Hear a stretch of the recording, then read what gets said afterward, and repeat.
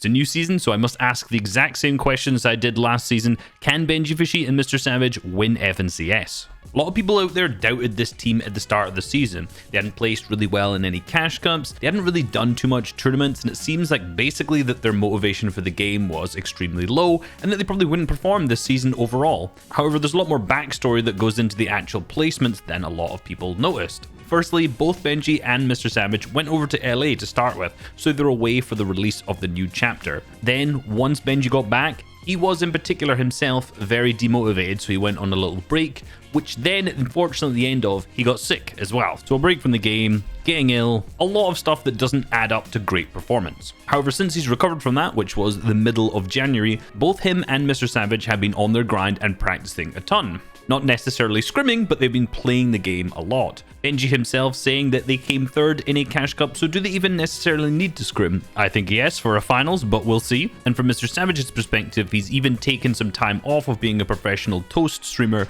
to play a ton of arena, and it really seems like he wants to do well in the solo cash cups and the duo cash cups, and of course in FNCS this season. And you can see that really easily reflected on his Twitch hours streamed. So despite the fact, yeah, they may have had a little bit of a rough start to the season, things are definitely starting to speed up a bit. And if you look at the cash cup placements, that definitely rings true.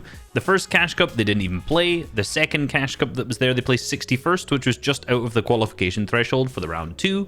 The third cash cup they placed 776th, which was in the depth of Benji's illness.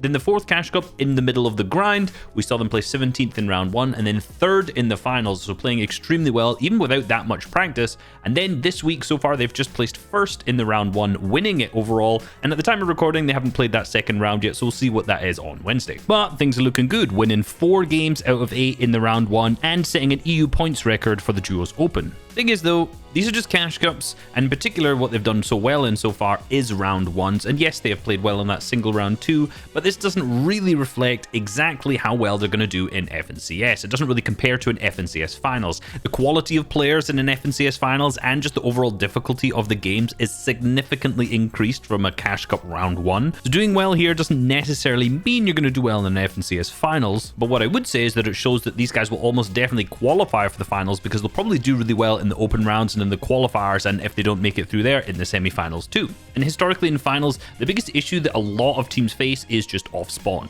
And specifically with Benji and Savage, obviously they had a ton of issues going back against Malabuka, Shizo, and also Murstache in Steamy Stacks for season on season. But the games that they managed to get off spawn, win that fight, were actually really good. If we look specifically at season 8 FNCS, the 4 games that they won off spawn, they placed 9th with 2 elims, 19th with 5 elims, 1st with 14 elims, and 15th with 4 elims. So in a finals, like, that's a really good ratio of games you get off spawn to games that you do well. I'm not counting the games they disengaged with rubbishy loot or the games they lost off spawn there. So out the 4 games they won off spawn, they did really good. And when you look at the Grand Royale, the 5 end games that they made was a 4th, a 3rd, a 5th, a 3rd, and then an 18th, just basically going down at like the 5th zone. So again, if they manage to make it off spawn, this team is historically very good at doing well and getting deep into an endgame.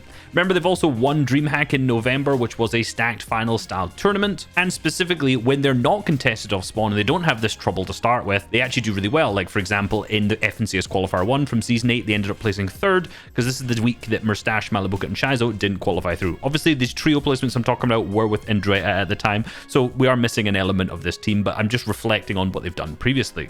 So right now, in this season, they are landing in Tilted Towers. And when I initially thought of this, I was like, this is going to be a huge fight between some of the top teams. It's probably the best POI right now, if not the second best POI, depending on your playstyle, if you like peppers or not. So I obviously thought there was going to be a ton of teams trying to land here, and in particular, tier 1 teams that would be a really difficult to fight off spawn for Benji and MrSavage. But right now, so far in the 2 cash cups that we've seen, there's quite a few teams that are landing there, but not necessarily a bunch of teams that are tier 1. So in the Cash Cup 3, for example, Mappy and PKR were there, Young Tace and Stepter, and Wezzy and Cynics. Mappy and PKR are usually also just Jones's players. They usually land there, and that's what they've done in this week's qualifier, so they didn't even go there. They were probably the top team that I've seen that have been contesting. Then previously in Cash Cup 4, there was Deceptos and Kinzel, who have moved from the south side of Sleepy, Artist and Ken, and then also Mongrel Mitral, who moved there in the last couple games, which which by the way, I don't think was Griffin, whole other conversation. And I do think Deceptos and Kinzel are definitely someone who's scary to fight off spawn, but realistically, this drop spot can have about 2 or 3 teams in it who don't even need to fight. They can get the loot and then they can disengage. And I think Deceptos and Kinzel are a very smart team, and I don't think that they would just W key off spawn. So I think having them here isn't actually necessarily too much of an issue.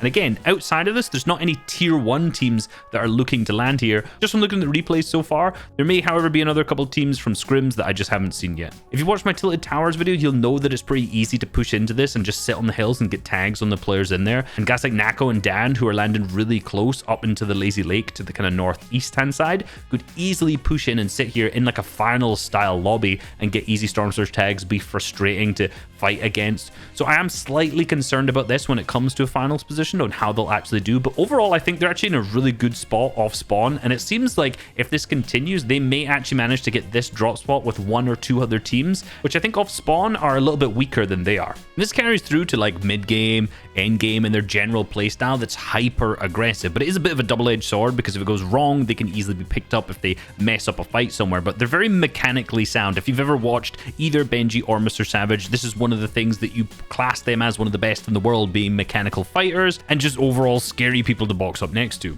And this can get you in and out of a lot of situations in the finals. Like, these guys are really experienced. They've been together. They've played so many FNCS finals. They've been at World Cup. They've been there, done that for all of the biggest tournaments out there. So they're not really going to be that nervous. There's still a lot of players when it comes to an FNCS finals who are shaky, who are nervous because it's one of their first times there. And basically, given the fact that their playstyle is super aggressive, they can take advantage of this in an FNCS finals situation because a lot of these teams will be shaking in their boots when these guys come knocking on their doors. And all that time playing and also playing together has them with great chemistry. And in all honesty, duos, I would say, is about 90% chemistry. The fact that you have to work together so closely, it's almost like you're playing with a shadow of yourself. You're both looking at the same direction, both looking at the same walls, both sticking together really closely in endgame, taking over for each other when it comes to tarping and all these things. Chemistry is the most important part of duos, unless you just can't hit a single shot. Yeah, maybe the aim's more important. But for top level teams, and especially in FNCS finals, chemistry is what's going to get these people far. And when you just watch some of their gameplay, they clearly understand how to fight with each other, when to take over from each other, when to be close, when to be distance. They just have that chemistry down. My only real concern for them is the early and mid game. If you get these guys in a position to have good materials, have good loot, have good ammo, all that stuff going into end game, like, they are getting deep into it. They're getting top 5s, top 3s, seconds, and even winning games like we've seen. Mentioned that previous Cash Cup, winning 4 of the 8. Yes, as I already said, it's not as hard to win the Cash Cup games, but they clearly have the capability to win these matches. And since they're both really good solo players, they can clutch up big. If one of them goes down in duos, they're securing a bunch of extra points by lasting 5, 10 more placement thresholds and gaining those small amount of points that add up big time to an FNCS finals leaderboard. For duos, you do need all-star level players on your team to win an FNCS because it's relatively common that you are going to be left as a solo if your teammate is picked up. And now that you're facing teams of 2, you have to be able to fight some of those, pick up eliminations and get yourself deeper into zone. In trios, it wasn't as easy to clutch up, but now it's almost a requirement to be able to clutch.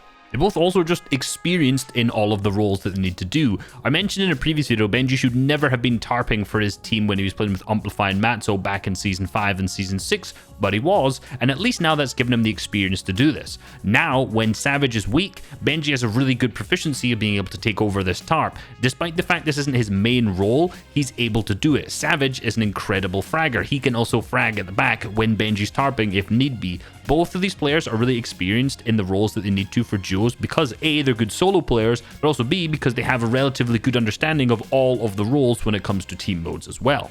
As we know, I'm biased. I'm rooting for them to win FNCS though, so let's see it. Hope you guys enjoyed this video and learned a lot. Please subscribe if you haven't already. Peace!